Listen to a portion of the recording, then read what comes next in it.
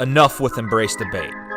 Pointless yelling at each other on ESPN and Fox, yet very little actual content. It's time for a change. A voice from the fan, for the fan. The most compelling topics in sports, all covered here. This is Corbet's Corner. Welcome in. This is the Monday edition of Corbet's Corner. Recording this here on a lovely Monday morning. Lovely for the Falcons, correct. Lovely for the 49ers, also correct. And lovely for the Vikings. The bucket hat in full of force here as Tyler Dalsin is with us. Zach Kelly, Niners guy, with us. Of course, our born and raised bleeding purple Vikings know-it-all, Tyler Dalsin. And I'm the Falcons. I did not expect that. They blow out the Raiders. That was kind of crazy. I didn't even bet them. I took the second half over, which ended up cashing. That was just unbelievable. But again, it's like, why couldn't we do this last week against the Saints? You know, like, where was this? I don't understand it, but keep an eye on them. Watch out for it. This primarily, I do want to talk Vikings 49ers because the Falcons are obviously on the way outside looking in. But these two teams I have a little bit of a case for why you guys should still be excited. Of course, the Vikings kind of flew by the seat of their pants to beat the Panthers there. They did everything they could to give it away. Niners, a big divisional win. Of course, Mullins still starting. I mean, he's a decent quarterback. Anyone in Shanahan's system can do anything. Let's start with the NFC North. First, the Vikings. I thought they were going to piss that game away. Joey Sly completely hooks the game-winning field goal, which is way over 54 yards, but at least he usually puts those on the money. Vikings get a win. Bears get embarrassed on prime time. You're still got to be confident. Ty, you've been saying a couple weeks now, keep an eye on that Saints and Buccaneers game, but could you sneak in at 8-8? Could you clip one of those teams and get in at 9-7? Yeah, no, that's a real good question there that you got. I did not anticipate the Cardinals losing to New England. Yeah. That was big for the Vikings, not good for my action. However, no, like you said, the Vikings tried giving that game away. And I don't know if Zimmer was told by Fox or something that they need them to keep it close because ratings are dropping or something. But, I mean, Chad Beebe muffs a punt. Luckily, it was within the goal line. We still had a timeout. Another muff punt. What is going on with the special teams? I saw that graphic where it's like, how does that dude still have a job? Well, so Chad Beebe actually has only muffed one. No, but the special teams coordinator, like you've had the block punt, you had the couple of muffs. Yeah, no, exactly. I mean, I have absolutely no clue. I mean, yeah, they ended up getting a blocked field goal yesterday, which was huge. That helped turn things around for the Vikes. But yesterday with Chad Beebe being the game day, if you want to just call game day loser, yeah, and all of a sudden goes all the way down the field, and then it's the game day hero. I mean, Kirk Cousins, that's what you pay him, $84 million. Another great game. I mean, he's played phenomenally ever since the Falcons game, and he just took the Vikes down the field. I don't even think he threw an incomplete pass. Oh, he threw one away. He threw like 11 straight and then had that incomplete pass, yeah. Correct. I mean, yeah, so, I mean, I'm real interested to see. I mean, the Jaguars have pretty much thrown in the towel. Hopefully the Vikes don't keep it as close as they did with the Panthers. I mean, just think about if the Vikings ended up taking care of business at Seattle, taking care of business against Dallas, yeah, Tennessee as well. I mean, it'd be a totally different race for the NFC North. It's been crazy. There's been certainly some slip-ups, but they're still right there. I've got them not making the playoffs. I think it's tough. Again, you're facing the Saints and the Buccaneers. But you mentioned the loss for the Cardinals no one saw coming, and you've said the NFC West is going to beat up on each other. I'm not too sure many people saw the Rams losing that one either, but it's a 49ers win for Zach Kelly. I'm looking at this. I'm looking at the schedules here, and so I've got the 49ers on a 3-game win streak. So I guess technically 4-game win streak. I've got them beating the Bills coming up. This is Monday night. It's where's this going to be played, right? It's not going to be in San Fran. But we'll get to Zach here, and I do want to touch on, I already took the Jags plus 9.5 against the Vikes coming up this week. I think that's too many points, but the Jaguars are trying to lose, so there's a win for the Vikes. But I've got the 49ers, a very good defensive team that was in the Super Bowl, probably a couple plays from winning it last year. They're just 5-6, Zach. What did you think of yesterday and moving forward? I'd like to touch on the Vikes first, and then we'll jump into 49ers. I think the Vikes definitely have a shot to make the playoffs. I think Ty's right. The NFC West going to beat up on each other. I think the Niners are going to have a chance too. I don't think they end up getting in, but Jimmy G and George Kittle are coming back. And if there's an opportunity to make a run, they're both going to play. They're not going to sit them. They're going to play them. And, we could do some damage. I think we play Seattle last week of the season. We play Arizona again. We have all kinds of opportunity to get some wins here and really make an opportunity for the Vikes to go on and make the playoffs. So we'll see. Yeah, the NFC West teams are holding the wild card spots right now.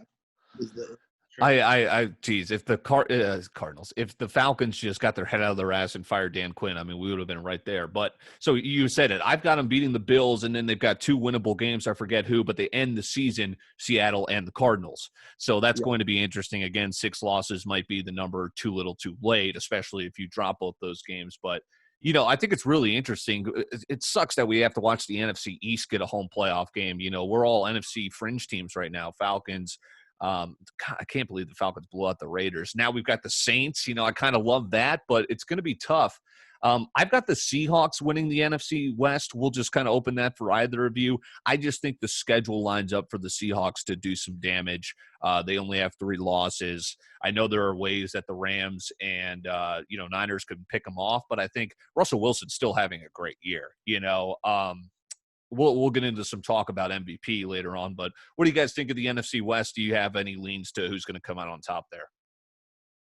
I said all along, I said on our first podcast together, the Cardinals would win it. And, that loss to the Patriots yesterday really hurt, man. Missed field goal to win it. I think that was the sign that the Seahawks are going to win the NFC West. I don't think it's going to be a question. Cardinals line up on the 1-yard line, and they're running out of the pistol formation.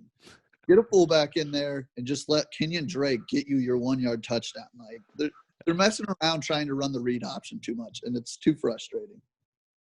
Yeah, no, I agree with everything that you said, Zach. I think the Seahawks end up winning the NFC West. I mean, when you got Russell Wilson, you got Pete Carroll. Pete Carroll has been very successful. He knows how to get wins down the road and get the team into the playoffs. And I think he takes care of the NFC West division. Yeah, it's going to be interesting. I love how everyone's kind of still in it. Even Carolina just taking a loss. They're always a team that can clip some people. Bears, I mean, they look terrible last night. How did you watch that game? Because now the Vikings, are they tied with the Bears? Or the Bears went from 5-1 to they're now 5-6. Just unbelievable. Yeah, no, they have the same record. However, right now the Vikes hold the tiebreaker because of the head-to-head. What's big for the Vikes is they're 3-1 in the division right now with only 2 games against the Bears and against the Lions. Lions is on the road, Bears is at home. So we'll see, but the tiebreaker could easily come into effect, but I just don't know what's going on with that Bears offense. Trubisky, I mean, thank God for him that he got a couple drives going at the end of the game. Otherwise, I don't know what they would have done for a quarterback situation because he looked absolutely terrible until that 4th quarter. But that's been the story of the Bears all season. They're always garbage time. Yep. Yeah, I will say, and you brought up this team that nobody is talking about, the Patriots. I just looked. I took a little flyer on them to win the AFC East plus 2,200. They're 5-6. Their schedule's lining up a little bit here. They got the Chargers and the Rams. I mean, you just got to beat. Here's the real issue. The Dolphins have a problem in that locker room with Flores making the call that is disputed. Now you have Tannehill. Is Tua still injured? Is he always going to be injured? You throw Fitzpatrick out there. Yeah, it's the Jets, but you win. Something's going on there with the Dolphins. And then the Bills, nice win against the Chargers, but they are a big letdown spot. If they start falling here, if they lose, they got a tough schedule. I thought 2,200 was good value. All right, let's get into this game here. Rate the take. I've had this vision for so long because it's all hot takes, right? I've wanted to create this game, and we're going to do it here. Where it's basically I've got 4 statements that I have in my head that I believe, I'm a hot take artist as well. And then I've got one from Skip Bayless that we'll get out there as well. So our panel, Tyler Dalsin, Zach Kelly, they will each say whether it is a hot take, signified by this sound right here, or whether it's a cold take on this. But hot take is, yes, you agree that is going to happen. Cold take is, no, Dylan, you're being stupid. That's freezing cold. That's not going to happen. Okay, let's get into it. We'll start with Ty and then go to Zach. First one, just wet the whistle because it is polarizing, but I am the head honcho of this hot take. Matt Ryan is a Hall of Famer. I think that's a hot take. Thank you. I think he has the stats to back it up, and I think correct me if I'm. He has a ring, doesn't he? He went to the Super Bowl and notoriously lost 28-3. He is an MVP. That's right. That's right. So I don't know. I think he's got the, like I said, the stats to back it up. Longevity.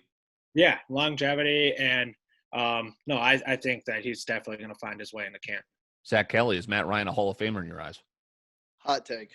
I say that, I'm as a Niner fan, I'm going with the Frank Gore argument.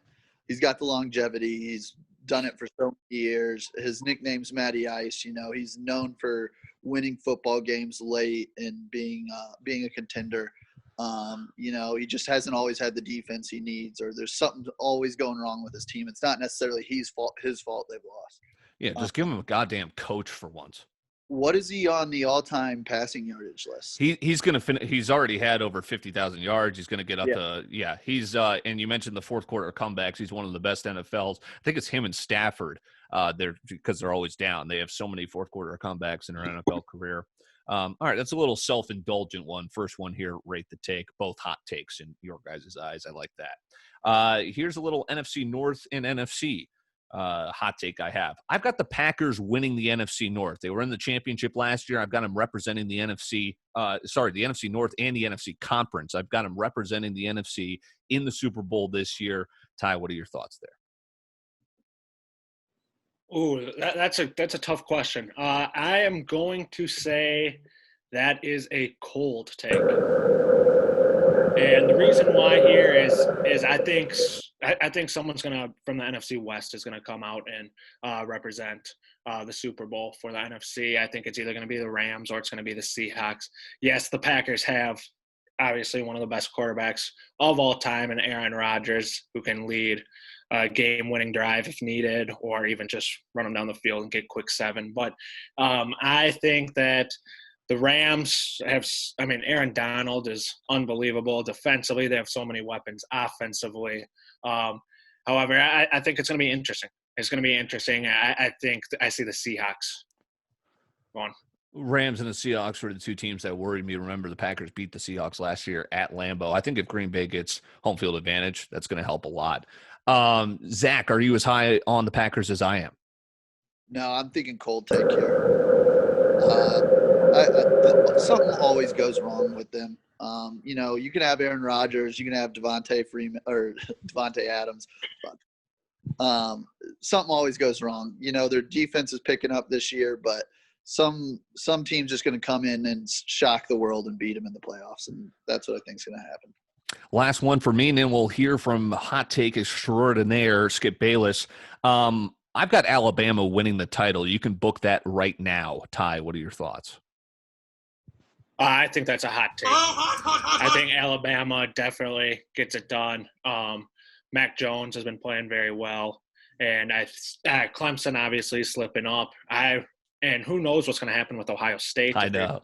Have enough games, so I totally agree with you. I'd say ship that one right now and make sure you get that locked in at a nice price. God, I already know which way this one's going. Zach, your thoughts on Bama? This isn't 2012. We're going cold take here. Oh, man. Notre Dame, this is our year, baby. This is our year. Ian Book's playing great. Defense is suitable. The offensive line and the run game is absolutely incredible. I think we shock the world and win the Natty this year. They look good. I keep on doubting Notre Dame, and they keep on blowing them out. Ian Book, I mean, he's like a Tebow guy to me. The college record speaks for itself. He's just a winner, and the stats starting to back it up as well. Okay, Skip Bayless here. Rate the take. I was looking. Coward didn't say anything too crazy this weekend, but Skip Bayless had one that popped out. Let's see what you guys think, hot or cold. Skip Bayless thinks Bruce Arians should be fired. Ty. I think that is a cold take. Reason why is, I understand Skip Bayless why he's saying that is because Tampa Bay is not really performing as well. And clicks. Yeah, they've dropped 3 of their last 4, and hopefully 4 of their next 5 since they're on a bye this week, and then they got the Vikings the week after. But anyways, I think Tampa Bay gets into the playoffs, and who better to have at quarterback than the greatest of all time, Tom Brady? He has so many weapons around him. The only thing that I could say is Tom Brady can't really throw the ball over 20 yards anymore. We saw it a few weeks ago. I don't remember the crazy stat that I saw. He had a couple to Gronk this past Sunday, but yeah, point made. Yeah, no, and the other thing that really scares me with Tampa Bay, at least making a big run, is their secondary has looked pretty poor. However, they do have a good pass rush, so if they can figure that out, Tom Brady, if he can stop throwing interceptions, they have all the weapons on the offensive side to get it done. But having Bruce Arians fired, I think that's just Yeah, that made me crack up. Zach, should Bruce Arians be fired here on a team that is much better than they were last year and a perennial Super Bowl contender? I'm so torn here. I'm gonna go cold take. I think that there's a lot of blame to be passed around, especially on Tom Brady. I was reading somewhere, I guess it was probably on Twitter, that there's some contention in the locker room. Bruce Arians is like, hey, we went and got all these guys you want, and now you're not performing. I see that aspect, but we all knew what Tampa Bay was. They're supposed to have a good defense. And Tom Brady he's Tom Brady, but he's 40 years old. You're not expecting him to throw for 400 yards a game, even with all these people. There should be a run-first offense with Tom Brady, working his magic. I don't know where to go with that one. Yeah, I think it's a freezing cold take. Bruce Arians is not getting fired. That's just noise. That's Skip Bayless doing what he does best. Tampa Bay, they are, let's see here, 7-5, but 2 of those losses are to the Saints. Again, that's a team that was in the playoffs last year, is going to be in the playoffs again this year. A fluke loss to the Bears, and then most recently the Rams and the Chiefs. Let's pump the brakes. I don't think a lot of people did think Tampa Bay was a Super Bowl contender. I think they're a contender, but, they're not a sure in. They're not like if the Chiefs lost 3 of their last 4, then, that's a little bit more alarm. No, I think this is the Buccaneers kind of going back to the mean, the Rams and the Chiefs on back-to-back weeks. That's tough. And how about, they could have gotten blown out like they did against the Saints, but they actually came back and covered against the Chiefs. So they fought hard. Okay, so that was a good edition there of Rate the Take. My thanks to Zach Kelly, giving the knowledge, our NFC West correspondent, and, of course, our NFC North correspondent, one half of them, as Matthew Cruzen. He's going to join us again as we will do our college basketball pod for Corbet's Corner that will drop on Wednesday. So thanks to Ty, thanks to Zach. We've got Corbet's dropping as well. This has been Corbet's Corner on a Monday. Hot, hot, hot, hot, hot, hot.